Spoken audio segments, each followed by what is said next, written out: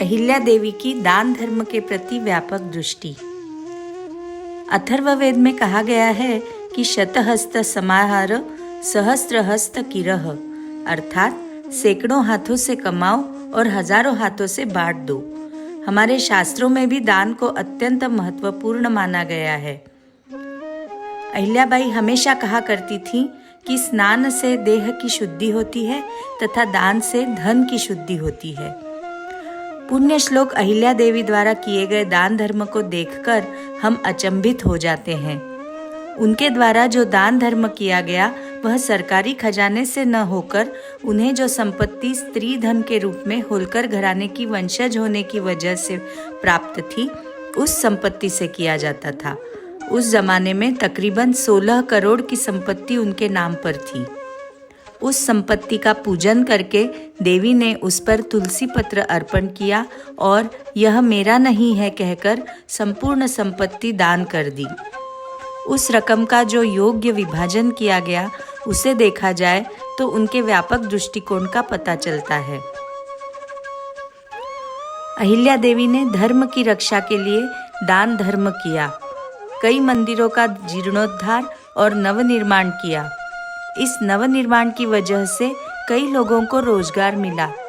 कहते हैं अहिल्याबाई के शासनकाल में हथौड़ा कभी रुका ही नहीं।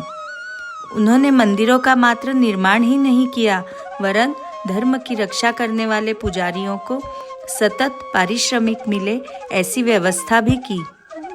दिया बत्ती, पूजा, भोग आदि के लिए उन्हें खेत व जमीनें भी दी। उत्तर से दक्षिण तक मंदिरों का निर्माण कार्य किया गया, जिसके कारण हिंदू समाज धार्मिक आस्था से जुड़कर एकजुट हुआ। उन्होंने खंडित श्रद्धा स्थानों का जीर्णोद्धार किया, जिसके फलस्वरूप समाज का आत्मसम्मान जागृत हुआ। विदेशियों द्वारा जमीन में गाड़ दी गई मूर्तियों को फिर से खड़ा करके उन्होंने देश को जीवित रखा। मंदिरों में कथा, कीर्तन, पठन, पारायण होने लगे और वे विचारों का आदान प्रदान करने वाले संस्कार केंद्र बन गए। अहिल्या देवी ने मात्र कलात्मक मंदिर ही नहीं बनवाए, वरन घाट, अन्न छत्र, प्याऊ, बाग बगीचे, तालाब, कुएं, बावड़ी, कुंड, धर्मशालाएं आदि भी बनवाई। उन्होंने बड़े बड़े मार्ग बनवाकर भारत देश को जोड़ने का काम किया। अपने देश, धर्म, स्त्री जाति, गरीबों, वंचितों और किसानों के लिए ही नहीं, वरन पशु पक्षियों के लिए भी विचारपूर्वक योजना करके आने वाली अनेक पीढ़ियों के लिए लोक कल्याणकारी कार्य करके देवी अहिल्याबाई अजरामर हो गईं। अपने व्यक्तिगत दुख को एक तरफ रखकर उन्होंने राष्ट्रहित को प्रधानता दी व अनेक लोक कल्याणकारी कामों द्वारा स्वधर्म का समर्थ रूप से पालन किया।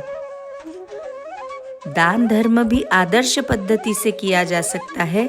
इसका उदाहरण देवी अहिल्याबाई ने जनता के सामने रखा और पुण्य श्लोक की उपाधि को सार्थक किया।